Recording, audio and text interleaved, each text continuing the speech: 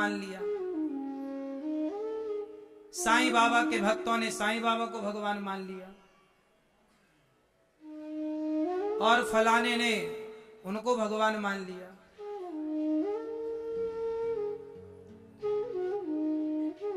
अब प्रश्न ये खड़ा होता है कि भाई यदि रामपाल भी भगवान बन जाए, साईं बाबा भी भगवान बन जाए, तो फिर जो भगवान ऑलरेडी हैं, फिर उनकी तो महिमा कुछ रही नहीं, फिर तो यही भगवान बने घूम रहे हैं। क्यों जी? अब आपको बस ये बताना है कि भगवान कहते किसे, क्या विशेषताएं होनी चाहिए भगवान की। तो सुनो, जो आप कहते हो ना एको ब्रह्म द्वितीयो नास्ति, ईश्वर एक है, तो जो एक भगवान है वो है नारायण, वही है राम, वही है कृष्ण। भगवान की विशेषता होती है कि भगवान के पांव लक्ष्मी जी दबाती हैं। लक्ष्मी जी जिनके चरण दबाएं वही भगवान है, और लक्ष्मी जी केवल भगवान श्रीमन नारायण के चरण दबाती हैं। वही लक्ष्मी जी त्रेता में सीता बनकर आ गई, और वही लक्ष्मी जी द्वापर में राधा और रुक्मणी बनकर आ गई। तो जिनके चरण लक्ष्मी जी दबाएं वो भगवान है, कोई भी भगवान नहीं हो सकता। बात सही है? अब आप मान रहे हैं, अरे आप कहें गुरुजी हम तो वर्षों से मान रहे हैं, तो पीतल को आप 50 साल से सोना मान रहे हैं, तो क्या आपके मान लेने से पीतल सोना हो जाएगा? आप मानते रहिए।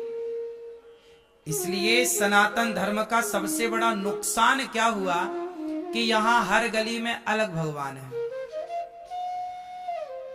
सबके अलग अलग भगवान है।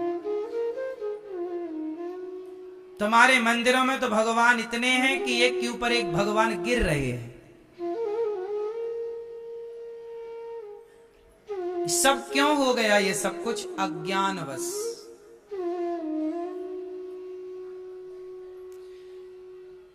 हमारे देश में अनेक लोग हैं, जैसे ब्रह्म कुमारी हैं, इनके भगवान अलग हैं।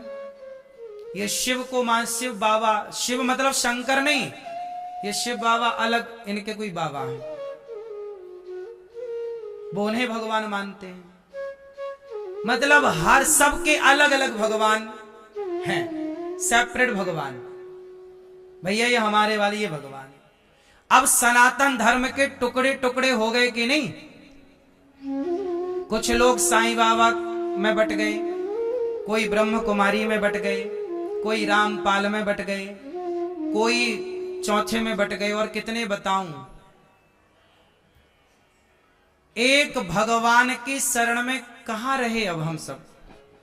इसलिए एक जो भगवान है वह नारायण है, वही राम है।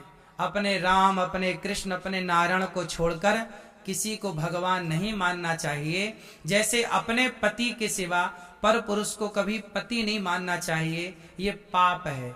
यदि आप अपने पति के सिवा किसी और पुरुष को पति मानती हो ना मैया, तो आप पतिव्रता नारी नहीं हो। ऐसे भक्त को भी पतिव्रता नारी की तरह भक्त हो, अपने भगवान के सिवा किसी को। मैं आपको संत के रूप में तो मान सकता हूं, मैं आपको संत के रूप में स्वीकार करता हूं, मैं आपको अपने भाई अपनी बहन के रूप में स्वीकार करता हूं, मैं आपको गुरु के रूप में स्वीकार करता हूं, पर भगवान के रूप में तो स्वीकार नहीं हो सकता ना कोई। यदि सब भगवान के रूप में स्वीकार हो गए तो फिर सबको पति बना लिया आपने, तो फिर आपके पति की महिमा रही कहां?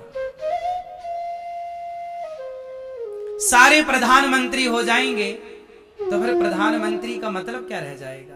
जब प्रधानमंत्री, इस एक देश में 2 प्रधानमंत्री हो सकते हैं, जब एक देश में 2 प्रधानमंत्री नहीं हो सकते, तो सनातन धर्म में कोई दूसरा भगवान कैसे हो सकता है भाई?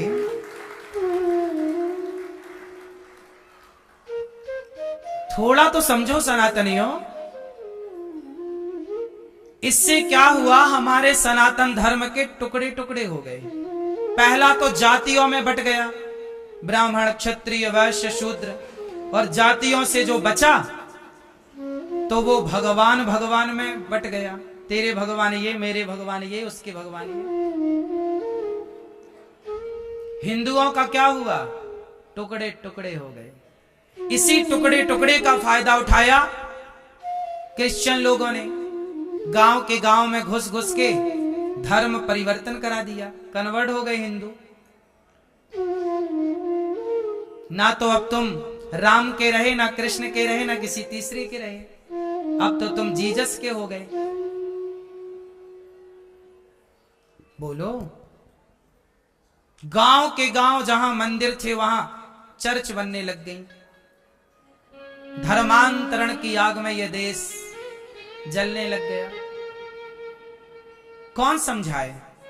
खुलकर बात कहें तो लोग विरोध करने लग जाएं।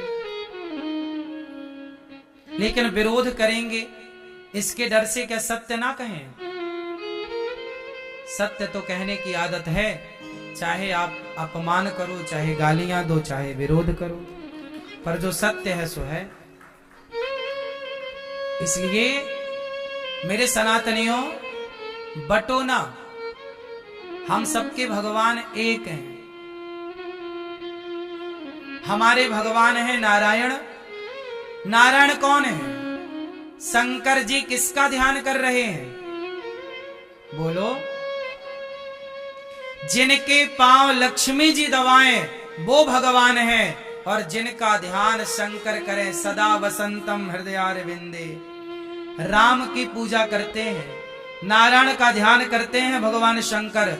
शंकर जिनका ध्यान करें, नारद जिनका ध्यान करें, इंद्र जिनका ध्यान करें, सूर्य जिनका ध्यान करें, सूर्य के आगे भी नारायण जुड़ा है, सूर्य नारायण भगवान, क्योंकि सूर्य भी नारायण का ध्यान करते हैं। और कहा जाता है भगवान नारायण की आंख ही सूर्य है, एक आंख सूर्य, एक आंख चंद्रमा। इसलिए बटो ना। जिनका ध्यान सुदामा ने किया, जिनका ध्यान मीरा ने किया, जिनका ध्यान तुलसीदास ने किया, सूरदास ने किया। सूरदास, रैदास, रसखान, ये सब इतने बड़े बड़े भक्त थे, इन्होंने अपने भगवान लॉन्च नहीं किए। ये सारे लोग राम कृष्ण नारायण की उपासना करते रहे सारी जिंदगी, और तुम इतने होशियार हो गए कि अपने अलग भगवान बना के बिठा लिए। सनातन धर्म का सबसे बड़ा ह्रास यही हुआ। क्यों जी, बात सही है कि गलत है? टुकड़े टुकड़े हो गए, अज्ञानवश हो गए मेरी मां। जबकि हमारे यहां पूरब से पश्चिम, उत्तर से दक्षिण भगवान ही चारों तरफ भगवान। देखो, पूरा भारत 12 ज्योतिर्लिंगों से घिरा है। पहला, पूरा भारत किससे घिरा है? 12 ज्योतिर्लिंग। तुम शंकर जी को छोड़कर तुम क्यों किसी नारायण, शंकर जी स्वयं नारायण की उपासना कर रहे हैं, तुम क्यों कहां भटक रहे हो? तुलसीदास जी लिख रहे हैं हनुमान चालीसा में, चौपाई बोलो मेरे साथ, और देवता चित्त न धरई, और किसी को चित्त पर धरने की जरूरत। हनुमान जी किसकी उपासना करते हैं? हनुमान जी इतने बड़े ज्ञानी, इतने बलशाली, वो अपने भगवान लॉन्च कर देते ना अलग से, या खुद को भगवान बना के बिठा लेते? नहीं, वो तो राम द्वारे तुम रखवारे। हनुमान जी तो राम के दास हैं।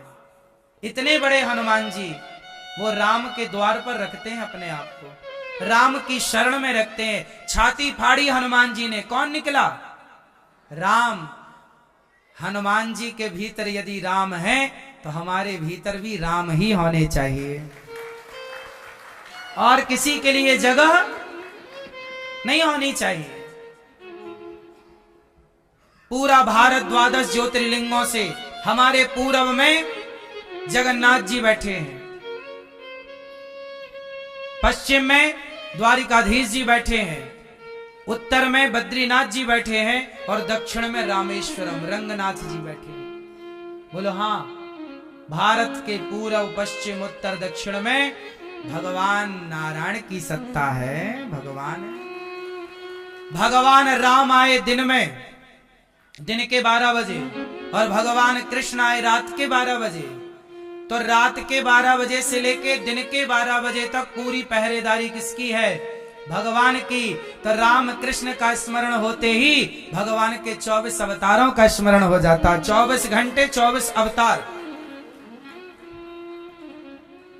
राम कृष्ण कहते ही पूरे भगवान का मतलब है भगवान नारायण के 24 अवतार हो गए। नरसिंह भगवान, वामन इत्यादि, कपिल देव, वामन, नरसिंह, हंस, हयग्रीव, मोहिनी, दत्तात्रेय, सब 24 अवतार हैं।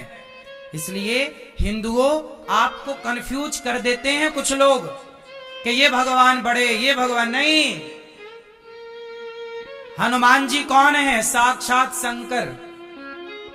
हनुमान जी कौन है? हनुमान जी कौन है?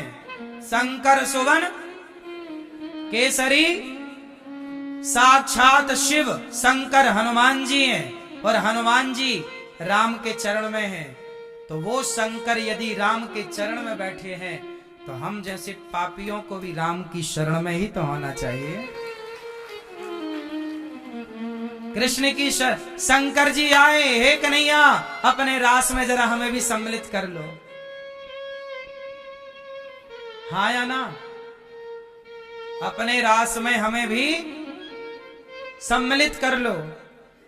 तो जो शंकर जी कृष्ण के रास में आते हैं, वो कृष्ण, वो राम, वो नारायण, उन्हें छोड़कर तुम किस भगवान के पास भाग रहे हो? और देवता चित्त न धरें, और किसी को चित्त पे रखने की जरूरत नहीं। भगवान बहुत है, नारायण बहुत है, कृष्ण बहुत है। मतलब भगवान हृदय में बैठ गए तो बहुत है, अब और किसी की आवश्यकता। इसलिए कोई भी तुम्हें कहता है कि ये भगवान, नहीं, इस बात को बोलो कि नहीं बहन ये साधु है, ये संत है, ये गुरु है, भगवान नहीं हो सकता ना कोई मेरी माँ। ऐसे तो फिर आप सबको भगवान। फिर तो देखो, यदि आपकी दृष्टि अच्छी है तो फिर सबको भगवान। हमारे यहाँ तुलसीदास जी कहते सब में भगवान है। सिया राम मैं सब जग जानी, करहूं प्रणाम जोर जुग पानी। ऐसा है। अच्छा ये बताओ, सब में भगवान होते हैं कि नहीं? बोलो हाँ कि ना?